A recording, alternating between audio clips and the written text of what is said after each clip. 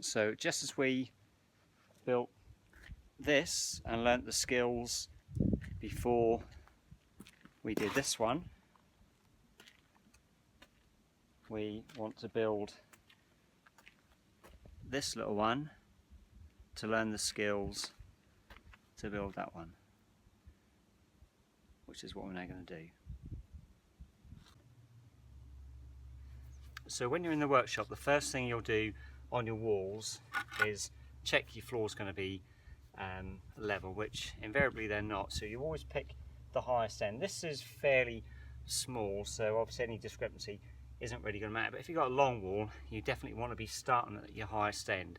Now that's only in the workshop, it's not true when you're working on site, because when you're working on site you're going to be working to datums. But again, these little exercises, basic skills we're doing, are all really geared up for the workshop. So here I'm going to start this way on this one, and I'll just gauge this, because as we said at the start, we're going to be doing our level, plumb, gauge and face plane. So this is where we're going to be starting. So the first brick,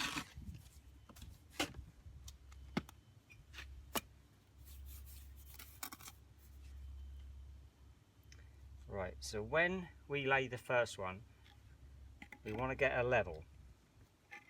So there's a little important thing here. If you remember in the first video, we talked about how important it is to hold the brick like this on the back here, and this movement is being eyed up at the same time to keep your face plane right. So you're moving it like that, doing this. Now when you're leveling a brick, you don't have control of the back because your hand is on the level. So I have what I call 3 points of contact.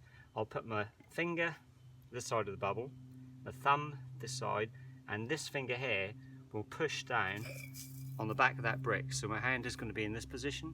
So as I tap, I'm going to be tapping this edge. Obviously that brick is going to have a tendency to want to tip forward because I'm just hitting it on that side.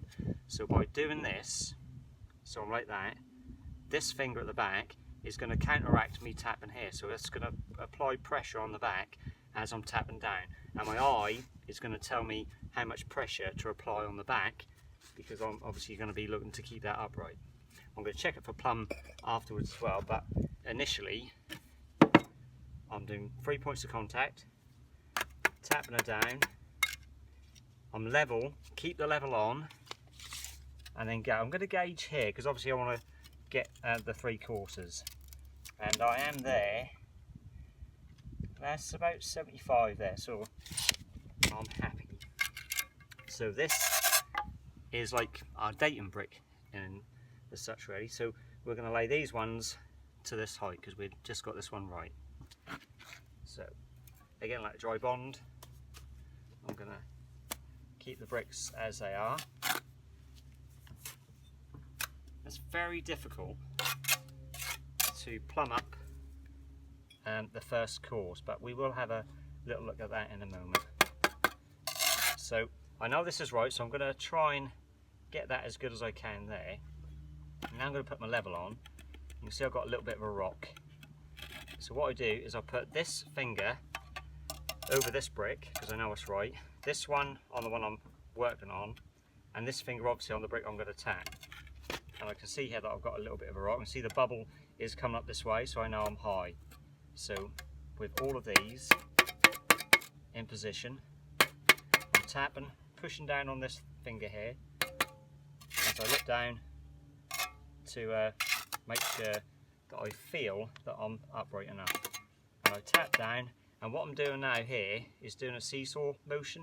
You can't see me actually doing it, but I'm doing this to make sure that all 4 points are touching and there's no rocks in it. I'm quite happy with that. The bubble is right and I've got no rocks in it. You can at this stage just do a face plane. I am going to check. I'm quite happy. Quite happy with that as well. So I'm now going to lay my last one in my first course.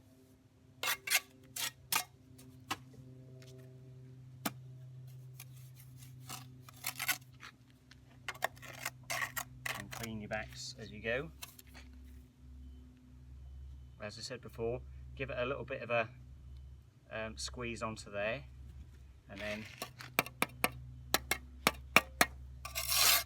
get as close to being right as you can. And the same thing, we know this one's right, so I'm applying the pressure over this brick because I know it's right. This one here, the bubble looks good actually, so I'm quite happy I ain't got to touch that one. So face plane it first, so they're all in line with each other. I'm not too happy with the plumb on that. I really want to just bring it down just a touch. Still the bubble's good. We've got no rocks. Face plane is good. And I'm happy that that's upright. So this time I'm going to lay that dry one there. I'm going to lay my second course, leaving myself a joint space so I know I'm half bottomed.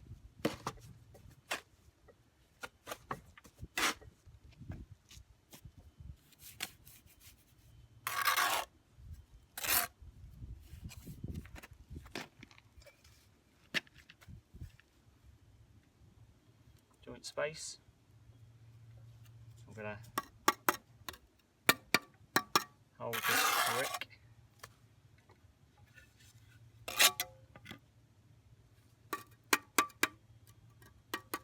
Right, okay, so 3 points of contact, tap them down, trying to eye them up as best I can.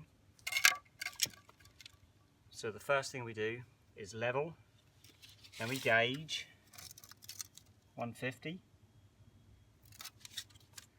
and then we plumb. And when I look at that, to plumb up, it's a little bit awkward on the first course because we want to keep our foot tight on the bottom of the level. Now if I was to just do this, that brick's just going to wobble around. So when I want to plumb that brick, I want to put a finger in there so that when I move it, it kind of moves solidly. I'm just going to tap that over until I'm reading plumb, which I am. So foot tight at the bottom, finger in the back to steady that brick, and then tap it to your level until you're upright. Now that point is right. You see here I've got a bit of a gap, so I know that that brick's got to come round. Now I've brought it around, I have to check again here to make sure that I'm still happy with that, and I am. So just clean that off. So that brick is now level, gauge, plumbed and ranged. So it's always just the first brick that needs gauging. After that, all the bricks will follow that brick that you've just gauged. Nice full joint. Squeeze it onto this brick first, rest it on the bed, hold the back, aim to get as close as you can to there, aim with your eye as we did in the first one to get that as upright as possible. Now you can see we're high here, so we're going to apply pressure on there and here and a finger on the back of this one. So as I tap and get that, so I'm happy that the level is reading right and I've got no rock in it now. I'm now going to plumb this side because I plumbed there and ranged it, but I now want to plumb this side. So again, foot at the bottom, so you're pushing against the first course.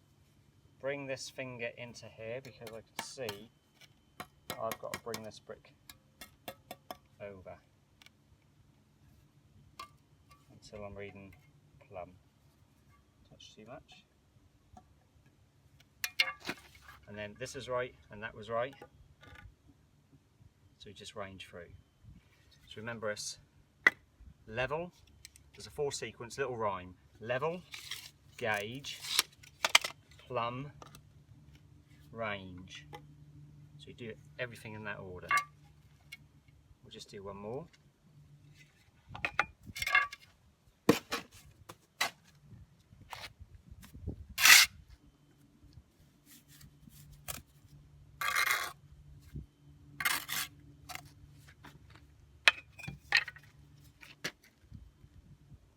just leave that space, make sure that I'm happy there. Hand in the back, give it a tap, keeping that as upright as we did in the first exercise. Now we want to level it. It's a little bit high here. And again, 3 points of contact. I've got my finger on the back there because I don't want to knock this end down too far. Keep that all on there. And to be honest, I'm a little bit low. So if I'm a little bit low, that mortar's gone off a little bit.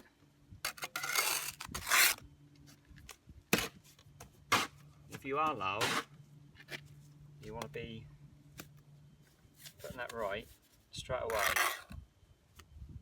Sometimes you might hear someone say, I'll get that on the next course. But that just doubles the problem the next course. So again, make sure you got that joint space.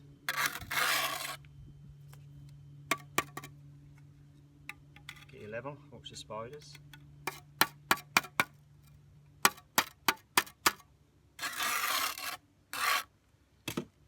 So we leveled it, we're going to gauge it, and I'm happier with that this time.